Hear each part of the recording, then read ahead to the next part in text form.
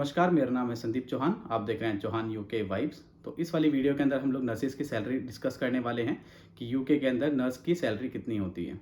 काफ़ी सारे लोगों के क्वेश्चन थे, काफ़ी सारे लोगों के कमेंट्स थे कि नर्सिस की सैलरी डिस्कस करो वीडियो के अंदर, तो इसलिए ये वाली वीडियो खाली हम लोग नर्सिस की सैलरी के ऊपर ही बनाएंगे।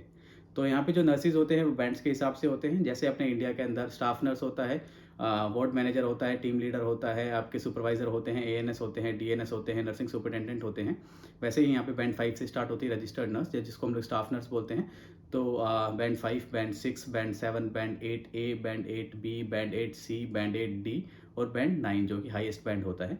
तो इसके हिसाब से यहाँ पे नर्सिस की सैलरी होती है। तो जो आप स्टाफ नर्स पे अगर आप यहाँ पे आते हैं तो आपकी सैलरी कितनी होती है, और आपका बैंड जैसे जैसे इंक्रीज़ होगा आपकी सैलरी भी वैसे वैसे इंक्रीज़ होती रहती है।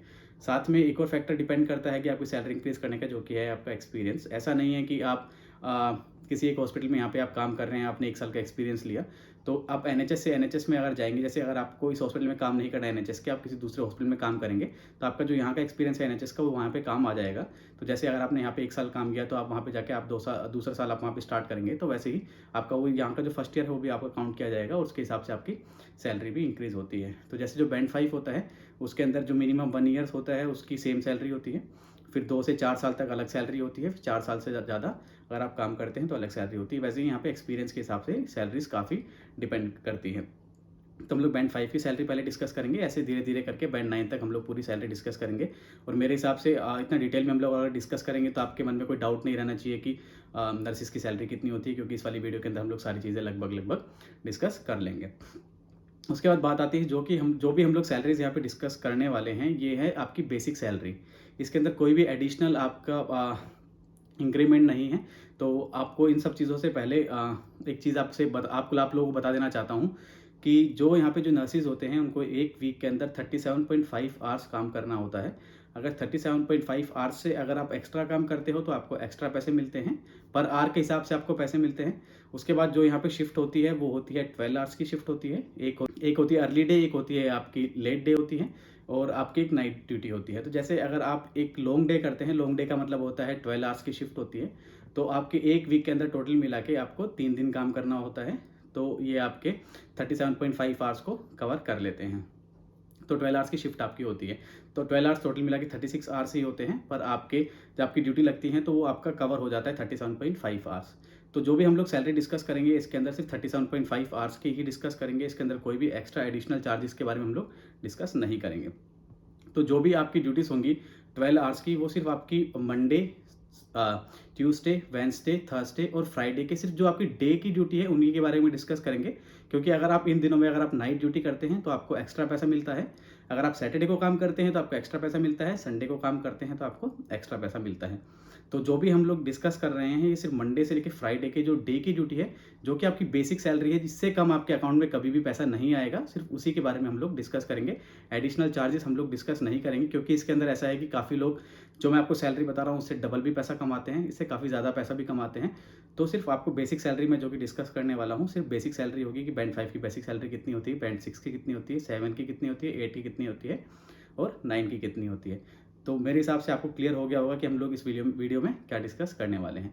तो चलिए हम लोग अपनी इस वीडियो को शुरू करते हैं और हम लोग डिस्कस करते हैं बैंड 5 की सैलरी, जो कि सबसे पहले हमको डिस्कस करनी चाहिए। तो मैंने सारी सैलरी है जितनी भी सारी की सारी मैंने यहाँ पे एक चार्ट बना के पूरा लिखा हुआ है। तो हम लोग स्टार्ट कर रहे हैं बैंड 5 से। तो जो बैंड 5 की जो सैलरी होती है, जो कि मैंने आपको बताया है कि आप एज ए स्टाफ नर्स अगर यहाँ पे काम करते हैं तो आप एज ए बैंड 5 यहाँ पे काम करते हैं। तो जो ये एनएचएस की सैलरी होती है, ये क्या होता है कि all over the UK same salary होती है। आप कहीं पे भी काम करें, जो बैंड 5 की सैलरी होगी वो पूरे एनएचएस में सेम ही होगी। तो क्योंकि जो सेम पे और ट्रांसपेरेंसी होती है, ये एनएचएस का एक सिद्धांत है, तो सबको सेम ही सैलरी मिलती है जो भी बैंड 5 पे यहाँ पे काम करते हैं। तो आप लोगों को एक एडवाइस और देना चाहता हूँ कि अगर आप यहाँ पे काम करते हैं बैंड 5 के, अगर आप यहाँ पे काम करते हैं, तो जब आप यूके आते हैं तो आप इस चीज़ का ज़रूर ध्यान रखें कि आप मेन सिटी में ना आएँ, क्योंकि यहाँ पे खर्चा काफ़ी ज़्यादा होता है। थोड़ा सिटी से आउटर साइड में आएँ, आउटर स्कर्ट में आएँ, जहाँ पे आपका खर्चा कम होगा, क्योंकि सैलरी तो वैसे भी सबकी जगह की सेम ही है। तो हाँ, हम लोग कहाँ थे, हम लोग डिस्कस कर रहे थे बैंड 5 की सैलरी। जो हमारी बैंड 5 की सैलरी होती है उसकी स्टार्टिंग होती है 25,655 पाउंड से। तो जो भी हम लोग सैलरी डिस्कस करेंगे वो हम लोग पाउंड्स में डिस्कस करेंगे। किसी को अगर इंडियन करेंसी में अगर इसको कन्वर्ट करना है तो मेरे हिसाब से शायद 102 या 103 अभी रेट चल रहा है 1 पाउंड का। तो पर आप 100 से इंटू कर लें तो आपको राउंड फिगर में पता चल जाएगा कि आपको आपकी सैलरी 1 साल की कितनी होगी। तो हम लोग एनुअली सैलरी डिस्कस करने वाले हैं। तो जो बैंड 5 होता है उसकी जो सैलरी स्टार्ट होती है वो होती है 25,655 पाउंड से स्टार्ट होती है और कहाँ तक जाती है 31,534 पाउंड तक जाती है।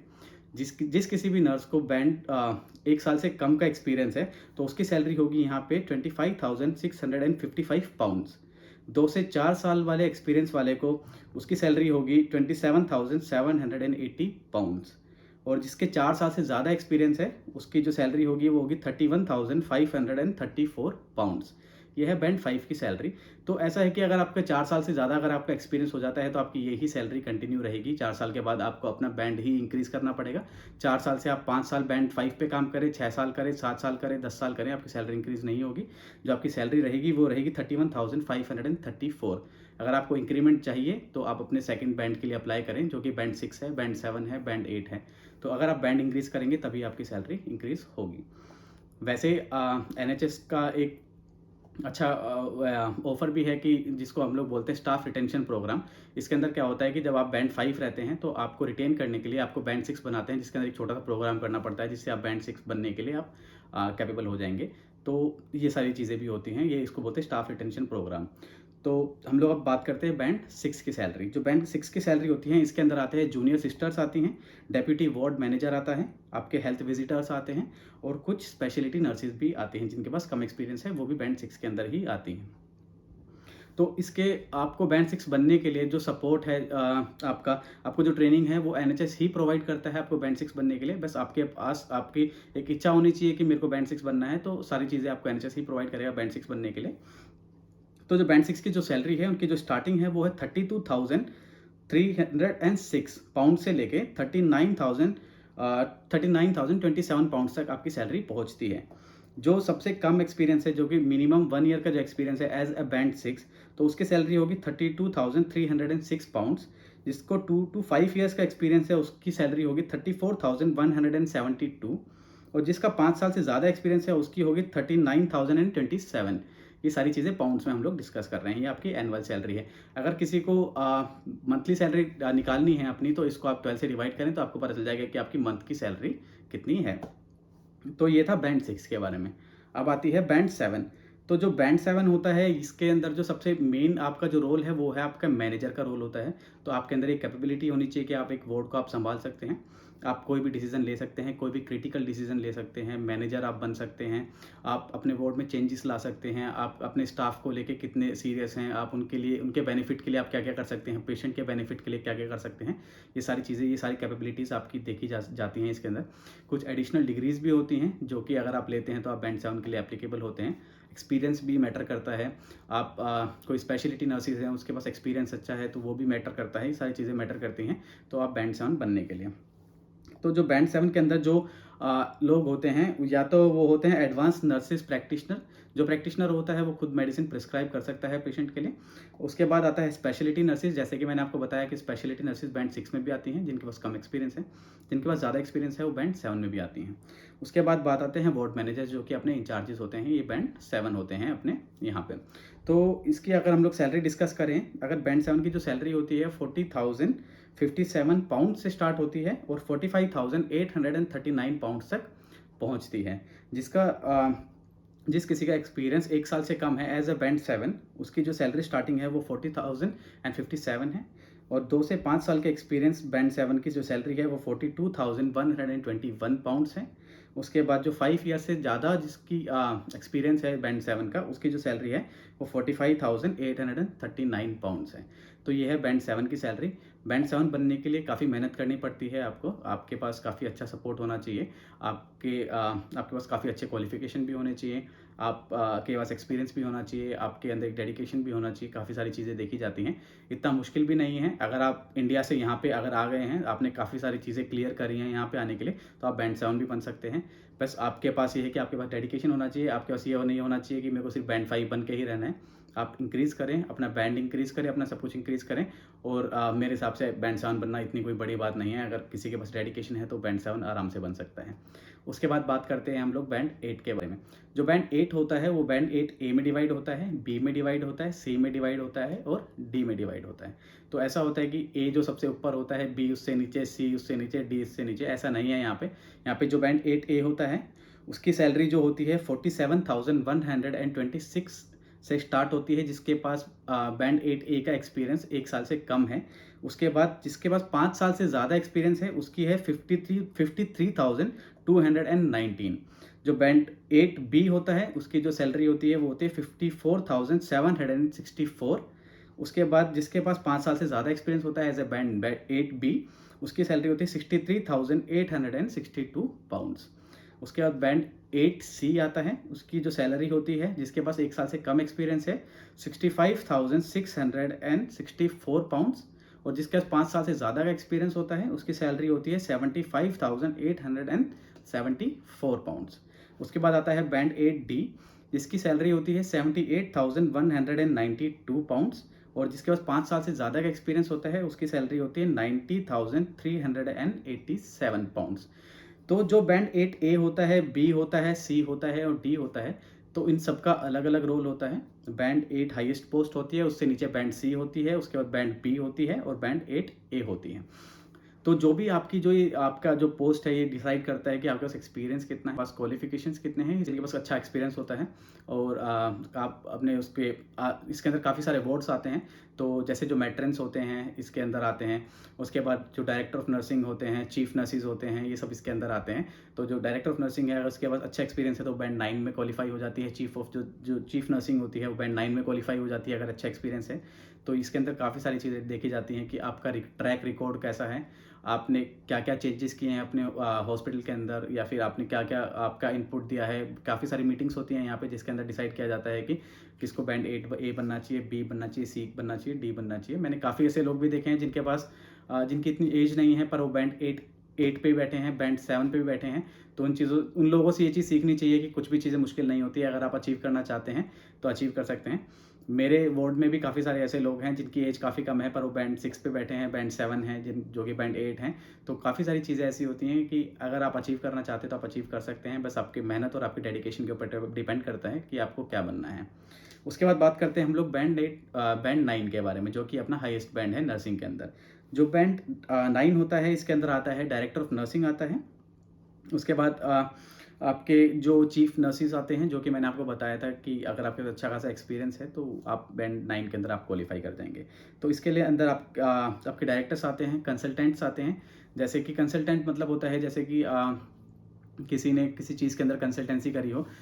जैसे कि एंडोस्कोपिस्ट होते हैं, एंडोस्कोपिस्ट कंसल्टेंट भी होते हैं जो कि नर्सिस ही बनते हैं, जो कि आप अपना खुद एंडोस्कोपी कर सकते हैं, आप खुद अपना इंडिविजुअल प्रैक्टिस कर सकते हैं। इसके अंदर आते हैं जो कि बैंड 9 बन जाते हैं। तो इनके काफ़ी सारे कोर्सेज़ भी होते हैं, अगर आप वो कोर्सेज़ अटेंड करें तो आप कंसल्टेंट बन सकते हैं। तो सिर्फ आपके पास आपको यूनिवर्सिटी जाना पड़ेगा, दोबारा से पढ़ाई करनी पड़ेगी। आपको वही बात है, आपको मेहनत करनी है, डेडिकेशन होना चाहिए, हार्ड वर्किंग आदमी होना चाहिए, तो आराम से कंसल्टेंट बनने में भी कोई दिक्कत नहीं है। तो इन सब चीज़ों को ध्यान में रख के ही बैंड 9 आपको मिलता है। तो इसके अंदर आपके जो ट्रैक रिकॉर्ड है काफ़ी अच्छा होना चाहिए, एक्सपीरियंस काफ़ी अच्छा होना चाहिए, high level decision making capacity आपके अंदर होनी चाहिए और आपका एजुकेशन लेवल इतना होना चाहिए कि आपको आपका जो हॉस्पिटल है वो बैंड 9 की आपको पोजीशन दे। उसके बाद बात करते हैं हम लोग सैलरी की। तो जो सैलरी है, अगर आप बैंड 9 में अगर आपके पास 1 साल से कम एक्सपीरियंस है तो आपकी जो सैलरी होगी वो होगी 93,735 पाउंड्स। और अगर आपके पास 5 साल से ज़्यादा एक्सपीरियंस है तो आपकी होगी 1,08,075 पाउंड्स। तो अगर आप इसको कन्वर्ट करेंगे अगर इंडियन करेंसी में तो ये 1 करोड़ से प्लस आपकी सैलरी जाएगी। तो 1 करोड़ से ज़्यादा सैलरी होती है जो बैंड 9 पे यहाँ पे होते हैं सालाना। अगर आप उसको डिवाइड करते हैं 12 से तो आपको आपकी मंथली आपको सैलरी पता चल जाती है। तो काफ़ी सारे लोग क्वेश्चन जैसे कि थे कि आप एनएचएस में क्यों काम करते हैं, आपको वहाँ पे सैलरी कम मिलती है। तो मैं आपको ये बता देना चाहता हूँ, ये खाली बेसिक सैलरी है। अगर आप एक्स्ट्रा काम करते हैं, नाइट्स करते हैं, वीकेंड करते हैं, सैटरडे संडे जो भी बताया मैंने आपको, आप बैंक हॉलीडेज़ करते हैं तो आपकी सैलरी काफ़ी अच्छी खासी हो जाती है, आपके एंड ऑफ द मंथ आपके पास एक अच्छा खासा पैसा आ जाता है। उसके बाद काफ़ी सारे ऐसे लोग हैं जो डबल पैसा भी कमाते हैं, जो मैंने आपको सैलरी बताई उससे भी ज़्यादा पैसा कमाते हैं। एजेंसीज़ जॉइन करते हैं जिनके अंदर काफ़ी सारे अच्छे रेट्स हैं, अगर उसके अंदर आप काम करोगे तो आपके पास काफ़ी अच्छा पैसा आएगा। तो और एनएचएस के अंदर ये भी फ़ायदा है, इन सर्विस एजुकेशन है, जिसके अंदर आप पढ़ेंगे तो आप बढ़ेंगे और क्या बोलते हैं, आपके पास अच्छा एक्सपीरियंस भी हो जाएगा। एनएचएस का आपके पास एक्सपीरियंस होगा, एनएचएस के काफ़ी सारे बेनिफिट्स हैं वो भी आपको मिलेंगे, आपकी सैलरी भी इंक्रीज़ होगी, आपके बैंड्स भी इंक्रीज़ होंगे, आपका एक्सपीरियंस भी इंक्रीज़ होगा और एक अच्छी पोजीशन पे जाके ही आप रिटायर होंगे। तो मेरे हिसाब से मैंने आपको जो भी आपके सैलरीज़ के डाउट थे सारे के सारे इस वाली वीडियो के अंदर क्लियर कर दिए हैं। तो मेरे हिसाब से अब तो कोई डाउट रहना नहीं चाहिए कि एनएचएस के अंदर सैलरी कितनी होती है। और रही मेरी सैलरी की बात, तो मैंने आपको एक वादा किया हुआ है कि किसी दिन मैं आपको अपनी पे स्लिप दिखाऊँगा जिसके अंदर मैं अपनी सैलरी सारी आप लोगों के सामने डिस्क्लोज़ करूँगा। पर उससे पहले मैं चाहता हूँ कि मेरे अच्छे खासे सब्सक्राइबर हो जाएँ। अभी इतने सब्सक्राइबर मेरे पास हैं नहीं कि मैं दिखा पाऊँ। तो एक अच्छे सब्सक्राइबर हो जाएँगे तो मैं अपनी सैलरी आपको ज़रूर दिखाऊँगा, अपनी जो पे स्लिप है ज़रूर दिखाऊँगा और शेयर करूँगा। उम्मीद करता हूँ आप लोगों को ये वाली वीडियो काफ़ी पसंद आई होगी और मिलते हैं अगली वाली वीडियो के अंदर। Thank you so much. धन्यवाद, आपने हमें इतना टाइम दिया।